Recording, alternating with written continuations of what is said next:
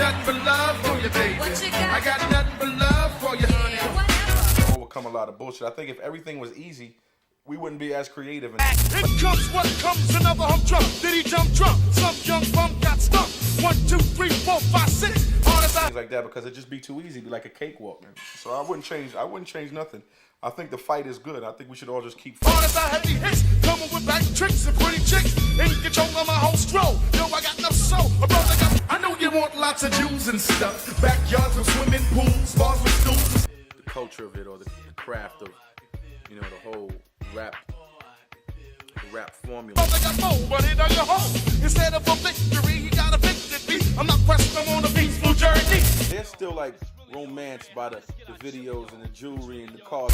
Stuff, fancy foods, lobster, sushi, yeah, Versace, Gucci, crazy Lucci. I know your ammo, you never wanna say. Like a bad rock, gotta make your head pop. Not Fred Flintstone, gonna make your bed rock. Rock to a rhythm, that is what I give them. Our lifestyle appears to be better than their lifestyle because it is, because of the whole hip-hop culture, we have a better lifestyle. You get a heard from the barber, show them no respect. Middle name, price tag, first name, gotcha. Start a stove, got on the road, now they can't stop you. And they think it's easy, and then when they get in there or halfway in here, they find out that it's not. People thought Heavy D died of a random blood clot. A tragic loss, sure, but just bad luck, right? Wrong. Because once you dig into the facts, the timing, and who else was around him, this doesn't look like random tragedy at all. It looks like a cleanup, a pattern, a warning. Heavy D wasn't just an artist. He was a mogul in the making. He was about to release a tell-all book. So were Kim Porter and Andre Harrell. And just like that, all three are gone. Albie, sure, barely made out of a coma. All of them are tied to Uptown Records. All of them are close to Diddy. All of them planning to tell stories the industry didn't want out. What happened to Heavy D wasn't just personal, it was surgical. The deeper you look, the harder it is to believe it was natural. So the real question becomes, who benefits from silencing legends before they speak? Heavy D was more than a rapper. He was one of the few artists who did it clean, positive, and full of joy. Born Dwight Arrington Myers in Jamaica and raised in Mount Vernon, New York, he didn't fit the mold of the flashy, gangster rapper that dominated the 90s. Instead, he brought charm, lyrics, and warmth. With his group Heavy D and the Boys, he dropped hits like Now That We Found Love and Somebody From Me, 5 studio albums, all under Uptown Records, made him a star. But that's just where the story begins. Heavy D wasn't just a performer. He broke barriers as the first rapper to become president of a major record label, Uptown Records, helping launch acts like Jodeci, Soul for Real, and even a young intern named Sean Diddy Combs. And when Diddy blew up, it was because Heavy D vouched for him. That's how deep the ties ran. Later, Heavy D rose even higher, becoming a senior VP at Universal Music. He understood the game from both sides, artist and executive. But in 2000, things changed. He became a dad. His daughter Za, with celebrity chef Antonio LaFaso, became his world. He lost over 135 pounds, walked away from the scene, and started acting. He did roles in Boston Public, The Tracy Morgan Show, and Law and Order SVU. He was done playing the game by industry rules. He had music in the vaults, but he wouldn't release it unless it met his standards. He rejected toxic deals, even big ones. In 2008, he dropped a reggae-inspired album called Vibes, earning a Grammy nod. By 2011, he released Love Opus under his own label, Stride Entertainment. He was free, and then, in November that year, he was gone. Right before his death, Heavy D was everywhere again. He performed at the BET Hip Hop Awards in October 2011,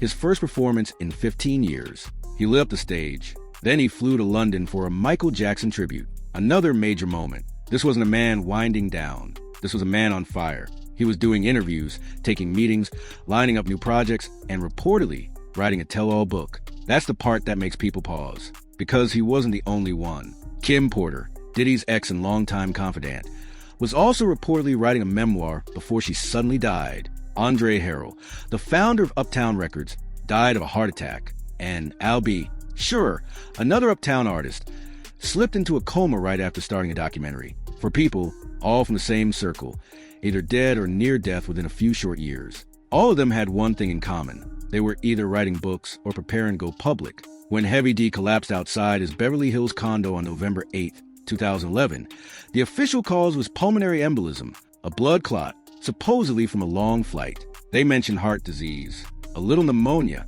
some cough syrup in the system, but none of it was enough to make sense. He had no known drug issues. No public health concerns. No red flags. Just a sudden fall, no one there to catch him, and an avalanche of silence. And what made the whispers louder was that Diddy didn't say much.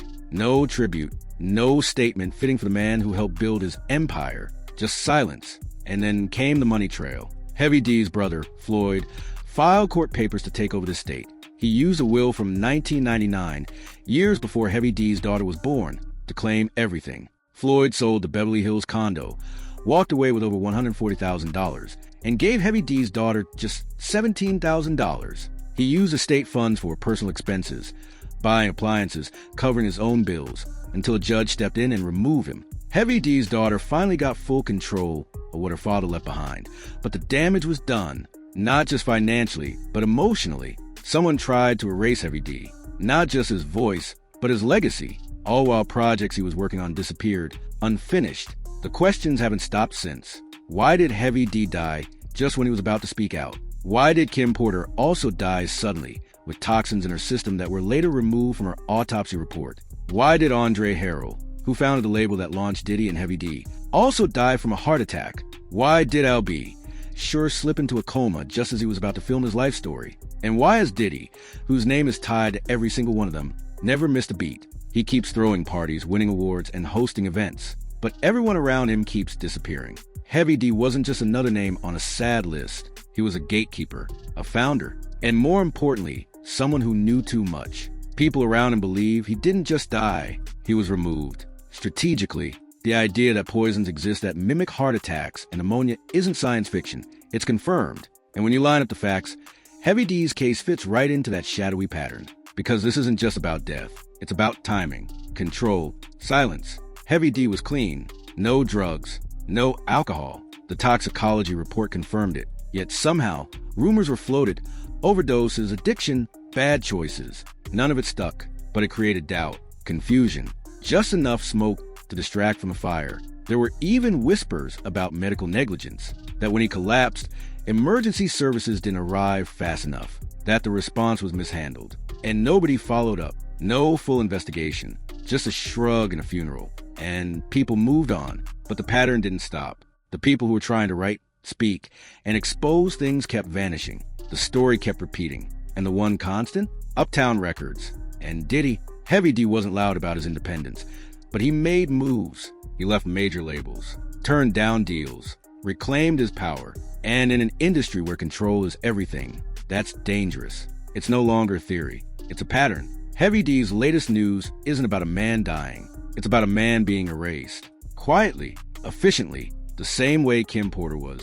The same way Andre Harrell was. The same way LB sure nearly was. And all while Diddy's star kept rising. This whole thing has fans and industry veterans side-eyeing everything. Because if you really think about it, how many people from Uptown Records are still alive, still thriving, still speaking freely? Heavy D's scandal update keeps circling the same unanswered questions, like, why didn't anyone at the top step in and protect Heavy D's estate? Why did it take years in a court battle to make sure his daughter got what was rightfully hers? Why didn't Diddy, who owed his career to Heavy D, even acknowledge his death in a real way? No tribute video, no public honor, just silence. And then there's the eerie link between these deaths and unfinished books. Why were so many people tied to Diddy working on memoirs when they suddenly died? These aren't coincidences. This is structure, planning, pressure, and Heavy D's scandal update keeps reopening old wounds. Because he didn't fade into irrelevance. He was taken out while climbing back,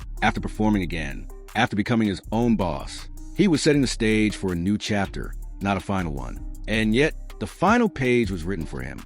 Even in death, his voice was being stolen, first through rumors, then through shady estate dealings, and finally, through the silence of those who should have said something but didn't. The people closest to Heavy D know he was never reckless. He was thoughtful, careful, focused. That's what makes it sting. If he wasn't safe, who is? And if you look at the careers of those around Diddy, the ones who push back, the ones who try to break free, it gets even darker. Power isn't just about fame or money. It's about who gets remembered and who gets erased. And Heavy D, he was on his way to writing himself back into history, until someone pulled the pen out of his hand. Here's something that most people missed. Heavy D was ready to talk, not just about Uptown Records or Diddy, but about the music industry as a whole. And we're not talking vague reflections. We're talking specifics, names, deals, stories that could shift legacies. That book he was writing, it didn't disappear by accident. It never got finished, never got released. That's not a coincidence. That's a burial. Same thing happened to Kim Porter. Her autopsy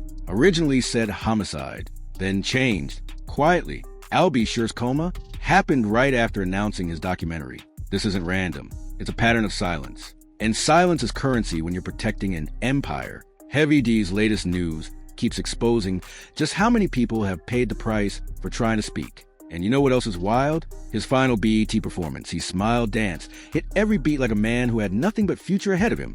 And just weeks later, he was gone. No rehab stint, no breakdown, no signs, just gone. And even stranger, after everything, the industry just moved on like he never existed. But if you're watching closely, you'll notice the same playbook used on others too. Erase the message, discredit the legacy, and keep the machine rolling. Heavy D was building something real, something good, and maybe that's exactly why they had to stop it. So now it's your turn to look at the full picture and ask, was Heavy D's death just a medical fluke, or was a hit disguised as bad luck? The man was healthy, focused, back on stage, writing, planning, releasing his own music on his own terms. Then suddenly, he's face down on a sidewalk, and the people he trusted most either said nothing or tried to take what he left behind. That's not an accident. That's a script, one we've seen before. Heavy D's latest news and Heavy D's scandal update force us to confront what really happens when artists get too powerful, too independent, too informed. So, what do you think really happened to Heavy D? Do you believe his death was natural? Or do you think someone made sure the truth died with him? Drop your thoughts below. And if you want to dig even deeper into the pattern behind these music industry tragedies, make sure you hit that like button and subscribe, because we're not done uncovering the real story behind the silence.